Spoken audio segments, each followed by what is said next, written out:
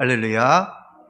우리 교회는 지난 주간 한 주간 부흥성회를 은혜롭게 마쳤습니다. 여러분 각자 받은 은혜가 있을 것입니다.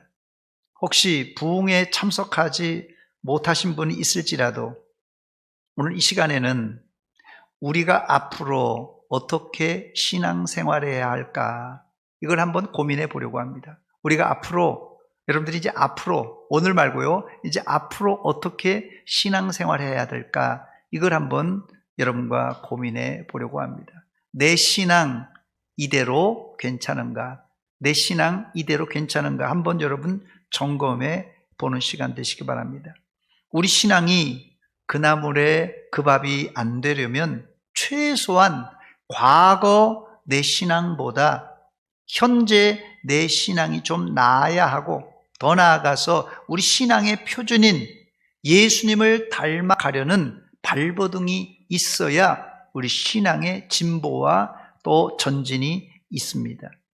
여러분들은 늘 하던 대로 하지 마시고 성경대로, 하나님의 뜻대로 살려고 애쓰시기 바랍니다.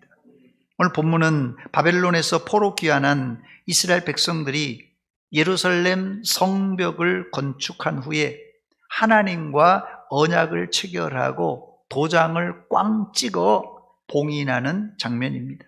여러분도 오늘 말씀을 듣고 하나님 앞에 내가 앞으로 이렇게 살겠다고 결단하고 굳건한 언약을 세우는 기회가 되시기를 바랍니다.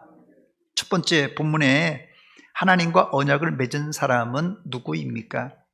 바로 바벨론 포로에서 돌아온 사람들입니다. 이스라엘은 솔로몬 왕 이후에 남과 북으로 나누어져 북쪽 이스라엘은 금송아지를 숭배하다가 결국 주전 722년에 아수르에 의해서 멸망당하고 맙니다. 그러나 남쪽 유다는 다윗 왕의 정통성을 지키며 몇 차례 부흥이 일어났습니다.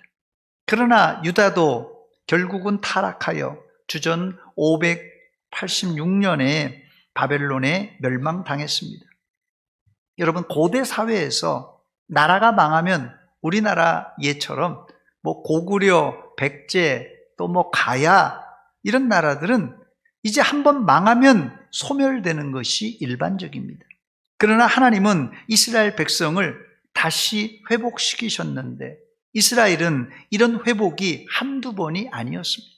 더 놀라운 사실은 이스라엘은 멸망하기 전에 포로로 끌려가지만 70년 후에는 돌아올 것이라는 예언이 된 나라입니다. 세상에 이런 나라가 또 어디 있겠습니까? 이 말은 이스라엘은 하나님이 특별히 선택한 나라라는 뜻입니다. 그 예언대로 이스라엘은 70년 만에 바벨론에서 귀환하게 됩니다. 바벨론 포로 귀환은 3차에 걸쳐 일어나는데 제1차 포로 귀환은 주전 536년에 수룹바벨 총독에 의해서 이루어졌고, 제2차 포로 귀환은 주전 458년에 학사겸 제사장 에스라에 의해서, 제3차 포로 귀환은 주전 444년에 느헤미야 총독에 의해서 주도되었습니다. 이런 어려운 상황에서 다행스러운 일은 유대인들에게 각성과 회개가 일어났다는 것입니다. 우리가 하나님의 선민인데 왜 이방 바벨론에 멸망했는가? 왜 우리가 포로로 끌려가 노예 생활을 하게 되었는가 하는 이런 각성을 통하여 이스라엘은 포로 귀환 이후에 제일 먼저 회파된 성전을 건축합니다. 이 성전을 수룹바벨 총독에 의해서 지어졌다고 해서 수룹바벨 성전이라 부릅니다. 그러나 이 성전 건축을 누구도 부흥이라고 말하지 않습니다. 그러나 제2차 포로 귀환을 이끌었던 학사겸 제사장 에스라는 앞장서서 자신이 죄를 회개하고 또 이방인과 결혼한 자를 조사하여 끊어내는 개혁을 단행했습니다. 그 이후 14년 후에 느헤미야 총독에 의해서 제3차 포로 귀환이 일어나는데 느헤미야는 52일 만에 무너졌던 예루살렘 성벽을 다 준공하고는 학사 겸 제사장 에스라와 함께 수문학 광장에서 대대적인 부흥을 이끕니다.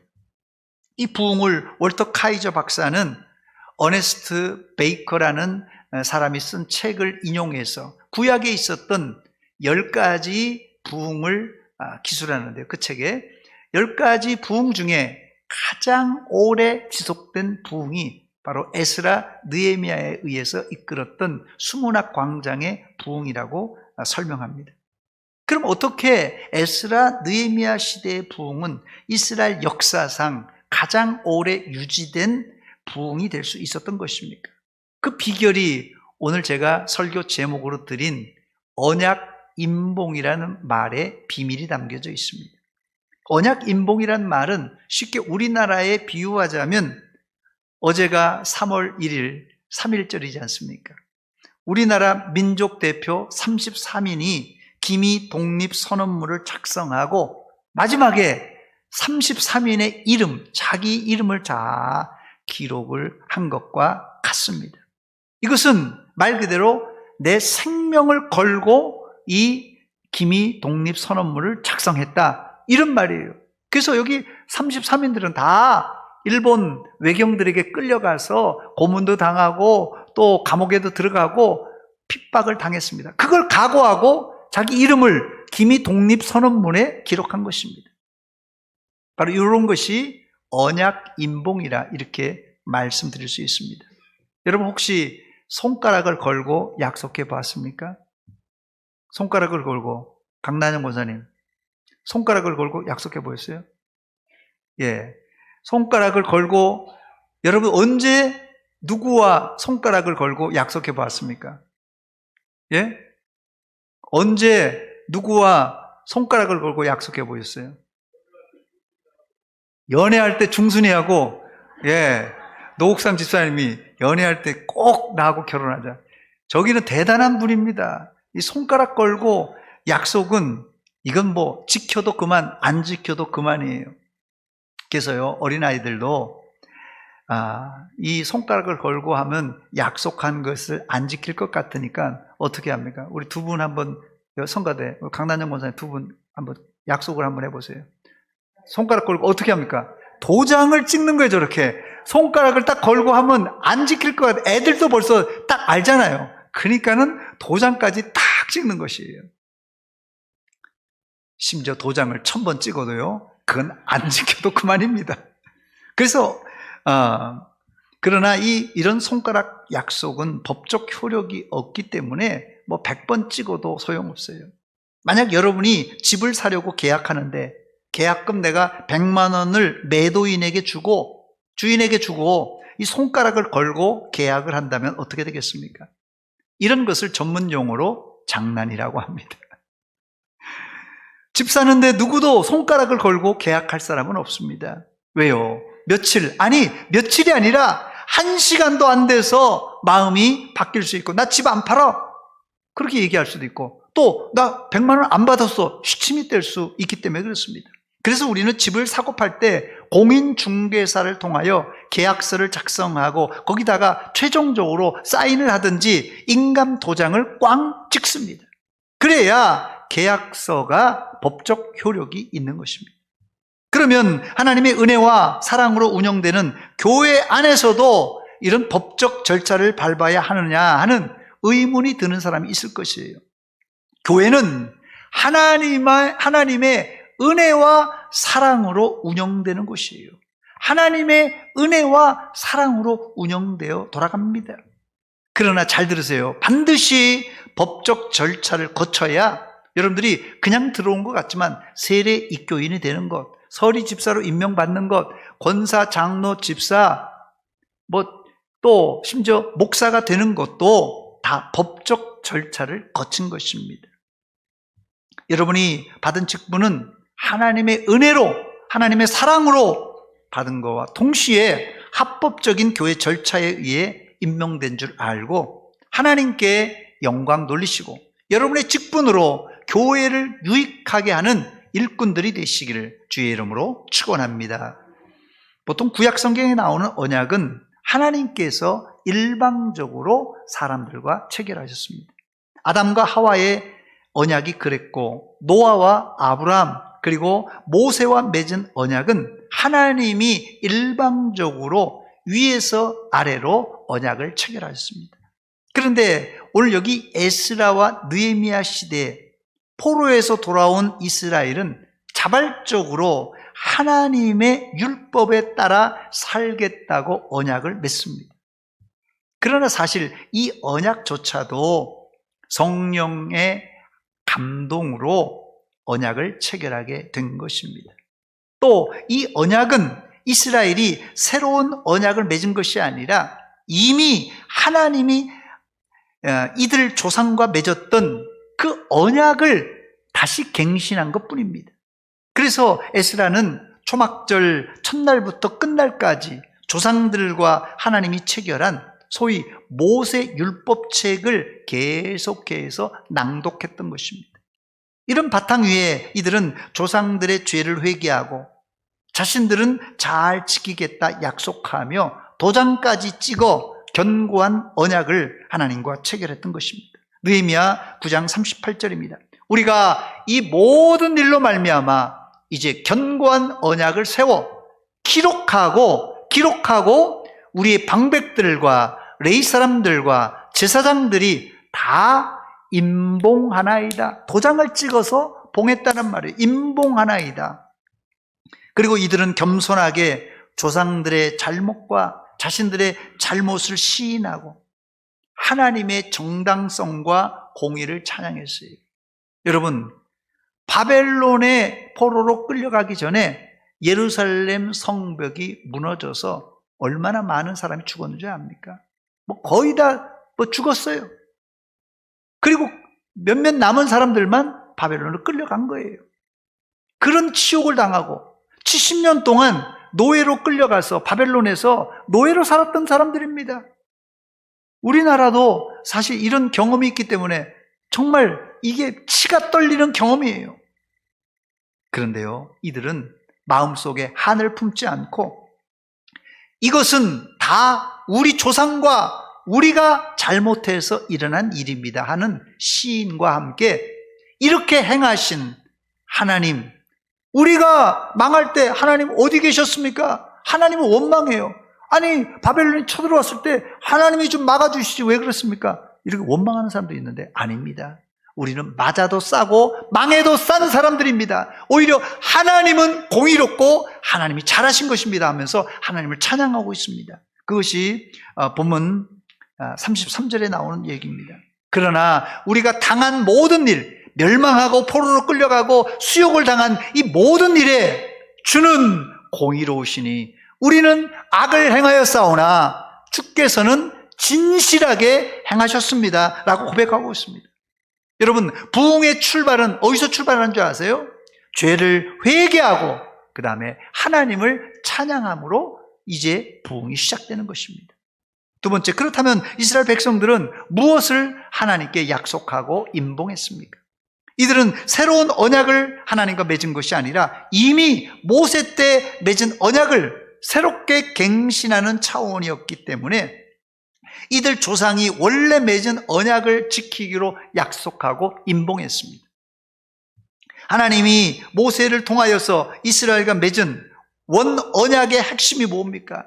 그것이 신명기 29장 13절에 나오는데 여호와께서 내게 말씀하신 대로 또 내 조상 아브라함과 이삭과 야곱에게 맹세하신 대로 오늘 너를 세워 자기 백성을 삼으시고 그는 친히 네 하나님이 되시려 함이니라 그랬어요. 이것이 바로 모세 언약의 골자입니다. 그게 뭐예요? 하나님은 이스라엘의 하나님이 되고 이스라엘은 하나님의 선택된 선민이 되겠다. 그래서 기본 골자는 이겁니다. 하나님은 이스라엘의 창조자요, 아버지요, 보호자가 되고 이스라엘은 그 하나님을 섬기는 하나님의 선택된 백성이라는 이 조약이 가장 기본적인 골격인 겁니다. 이것은 일종의 통치자와 백성 간에 맺는 주종 계약입니다. 이 언약의 핵심은 이스라엘이 순종하면 복을 받고 불순종하면 화를 내린다는 내용입니다. 놀라운 사실은 이 언약 안에 이스라엘이 언약을 파기하고 또 불순종하면 포로로 끌려갈 것을 예언해 놓았다는 것이에요. 지금 에스라 느헤미야 시대 때 포로로 끌려간 그 상황을 모세 때 이미 1000년 전에 하나님은 계약을 하면서 너희가 불순종하고 계속해서 하나님을 떠나면은 포로로 끌려갈 것이라는 것을 벌써 1000년 전에 예언해 놨다는 것이에요. 놀랍지 않습니까, 여러분? 신명기 29장 27절 28절에 나온 내용입니다. 이러므로 여호와께서 이 땅에서 진노하사, 불순종했을 때 진노하사 이 책에 기록된 모든 저주대로 재앙을 내리시고, 여호와께서 또 진노와 격분과 크게 통한하심으로 그들을 이 땅에서 뽑아내사 어디로요? 다른 나라에 던지심이 오늘과 같다 하리라 그랬어요. 이것이 모세가 하나님과 맺은 언약입니다. 감사하게도 포로에서 돌아온 이스라엘은 철저하게 회개하고 바로 이 언약책에 기록한 것을 다 지키기로 작정하고 임봉했습니다. 그렇다면 구체적으로 이스라엘이 임봉한 내용은 무엇입니까? 그것은 임봉한 사람들의 행동 변화를 보면 알 수 있습니다. 제일 먼저 이들은 회개를 기록하고 썼어요. 자기 잘못을 기록하고 했다는 것이에요. 사실 이게 좀 잘못은 숨기려고 하잖아요. 근데 이 조상들과 자신들의 잘못을 기록하고 거기에 그거를 시인한다는 거예요. 이게 쉽지 않습니다. 그러나 제일 먼저 이들은 회개했습니다. 느헤미야 9장 34절과 35절에 나온 내용입니다. 우리 왕들과 방백들과 제사장들과 조상들이 주의 율법을 지키지 아니하며 주의 명령과 주께서 그들에게 경계하신 말씀을 순종하지 아니하고 그들이 그 나라와 주께서 그들에게 베푸신 큰 복과 자기 앞에 주신 넓고 기름진 땅을 누리면서도 주를 섬기지 아니하며 악행을 그치지 아니하였다고 시인하고 있습니다. 그래서 하나님께서 이들을 뽑아서 다른 나라로 포로로 끌려가게 했다는 것이에요. 여기 보니까 왕들, 방백들, 제사장들이, 조상들이 주의 율법을 지키지 않았다는 회개예요. 포로에서 돌아온 이스라엘은 자신의 죄는 물론 조상들의 죄까지도 회개하고 그 사실을 기록하고 도장을 찍어 임봉했습니다. 두 번째는 이들은 이방인과 절교 선언을 하고 자신들을 이방인과 분리시켰습니다. 느헤미야 10장 28절입니다. 그 남은 백성과 제사장들과 레위 사람들과 문지기들과 노래하는 자들과 느디딤 사람들과 및 이방 사람과 어떻게 했다고요? 절교하고 했어요. 이로써 이스라엘은 이방인과 혼회를 금지하고 이스라엘의 거룩을 유지할 수 있었습니다. 세 번째, 이들은 안식일법을 철저하게 지키기로 서약했습니다. 이들은 특별히 안식일에 상거래를 하지 않기로 서약했습니다. 네 번째, 이들은 하나님의 성전에 대한 의무를 다하겠다고 다짐했습니다. 이스라엘이 패망 직전에 제사장과 레위인들은 성전을 돌보지 않고 다 도망가 버렸어요. 이런 못된 제사장들, 이런 못된 레위인들이 어디 있습니까?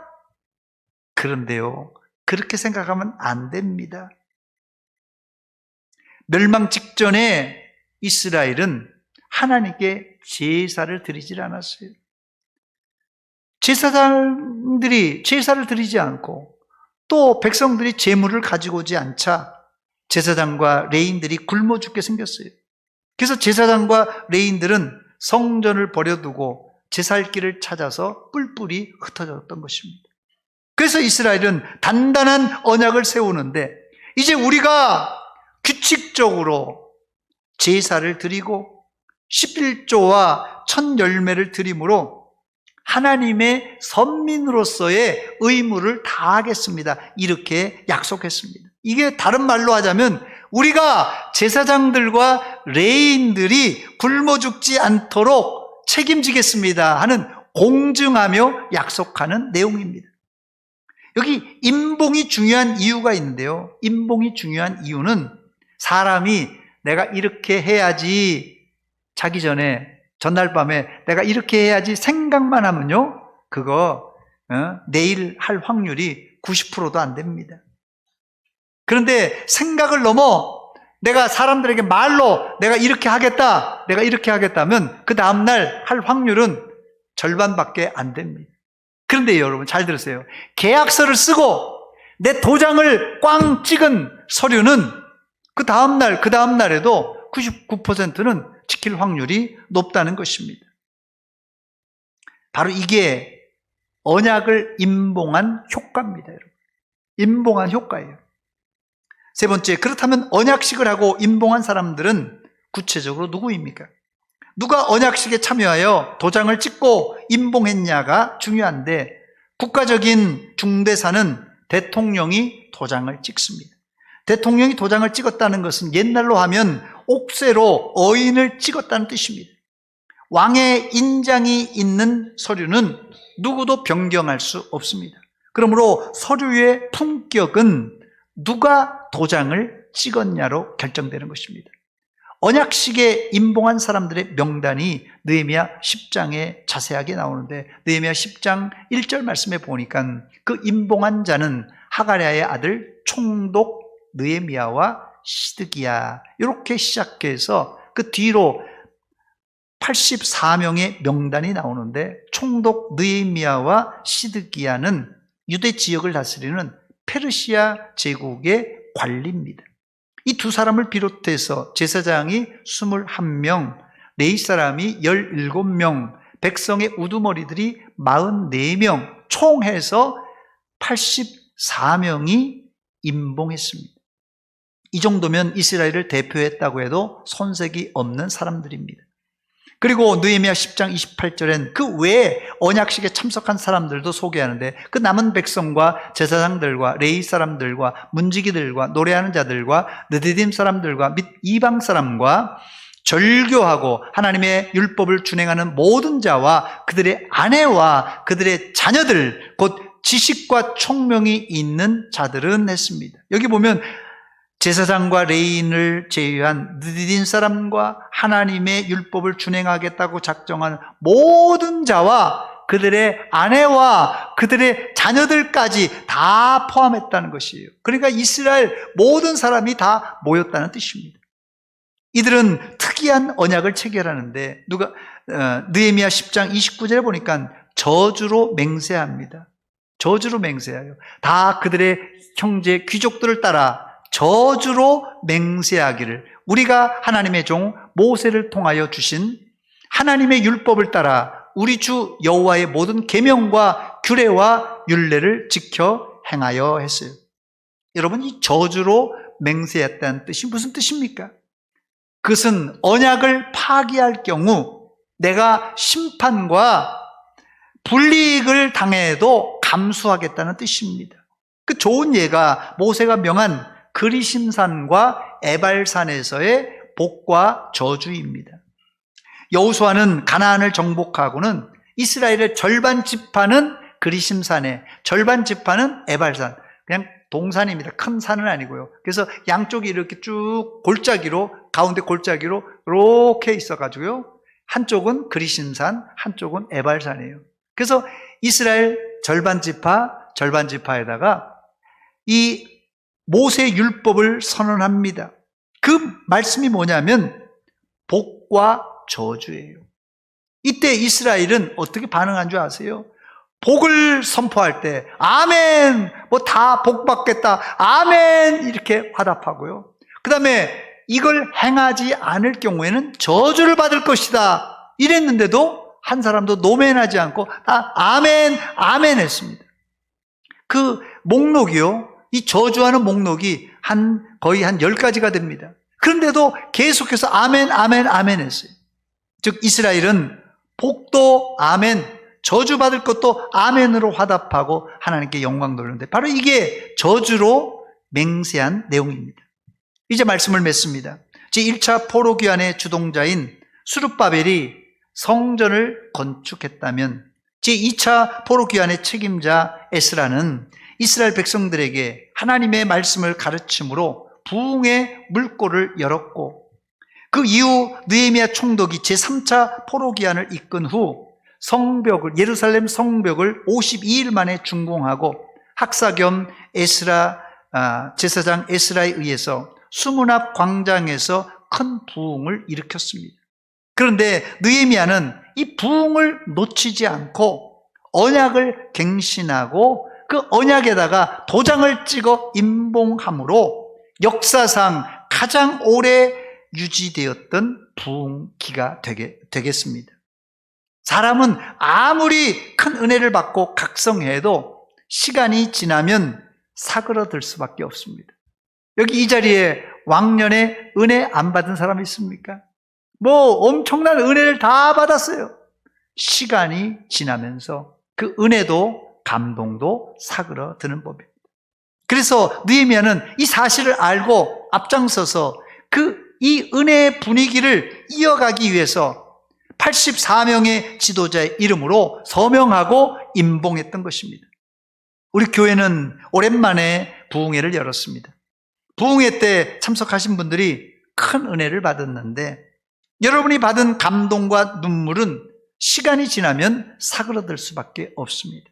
그러므로 감동과 눈물로 끝내지 말고 결단하고 작정하여 앞으로는 여러분 성경대로 하나님의 뜻대로 사시기 바랍니다. 부흥회 이후 혹은 2025년 올 한 해 내가 이런 그리스도인이 되겠습니다. 내가 이렇게 살겠습니다. 여러분 한 가지라도 실천할 것을 작정해 보시기 바랍니다. 한 가지라도 작정하고 도장을 찍어 임봉할 때 비로소 여러분들은 눈에 보이는 신앙생활의 변화, 눈에 보이는 신앙생활의 변화가 일어날 것입니다. 여러분이 그냥 지난주도 이번 주도 별거 없이 그 나물에 그 밥이 되는 신앙은 왜 그러냐? 이게 결단하지 않고 변화가 없어서 그래요. 변화하려면 독한 마음 먹어야 됩니다. 기도하려고 작정했는데 그냥 작정만 해서 됩니까? 독한 마음 먹어야지 기도할 수 있어요. 성경 읽으라고 작정했는데 이거 그냥 성경 줄줄 읽어야 됩니까? 읽어도 잘 모르는데 독한 마음 먹어야 성경 읽을 수 있어요. 내가 VIP를 정했는데 전도한다고 그랬는데 이거 그냥 저절로 됩니까? 독한 마음 먹어야 이게 전도가 되는 것이에요. 한마디로 우리가 그냥 이렇게 하겠습니다 말로 생각으로 하면요 다음 날 다 날아가 버립니다. 그래서 우리가 하나님 앞에 사람들 앞에서 내가 앞으로 이렇게 살겠습니다, 내가 앞으로 이런 신앙생활 하겠습니다는 그런 작정을 하자는 것입니다. 그때 여러분의 신앙이요 눈에 띄듯이 변화가 일어나고 또 성숙이 일어납니다. 그러나 주의할 것은 이 결단 역시 성령 하나님이 도와주셔야 가능합니다. 여러분들은 실천한 일을 기록하고 하나님께 기도하고 성경대로 살려고 몸부림치시기 바랍니다. 그때 여러분들도 하나님이 기뻐하시는 그리스도인이 될 줄 믿습니다. 여러분 들어오시면서 이거 다 받으셨죠? 한번 들어보시기 바랍니다. 이거 다 받으셨어요? 찬양대원들 받았어요? 네, 다 받았죠? 여기 보면 뒤에 청교도의 언약 신약 10개조 이걸 한번 참고해서 쓰시라는 거예요. 뒤에 보면 개인 언약서입니다. 나는 창조주요 만왕의 왕이신 하나님 아버지 앞과 여러 증인 앞에서 다음과 같이 살 것을 서약합니다. 하나, 둘, 셋, 넷, 다섯. 꼭 5개 아니라도 좋습니다. 하나라도, 한 가지라도 내가 한번 작정하고 변해보겠습니다 하는 마음가짐으로 한번 기록을 해보시기 바랍니다. 5가지가 너무 10가지라도 좋습니다. 한번 작정해 보시고 여러분의 이름을 꼭 기입하시고 사인을 하든지 인장을 찍든지 도장을 찍든지 한번 작정하고 여러분의 한번 변화의 시간이 되었으면 좋겠습니다. 같이 기도하겠습니다. 이 시간 기도할 때 하나님 이번에 부흥회를 통하여 큰 은혜 주시고 또 2025년을 우리에게 새해로 주셨는데 벌써 2달이 지나고 3월 첫 주입니다. 하나님 내가 이대로 신앙생활해서는 안 되겠습니다.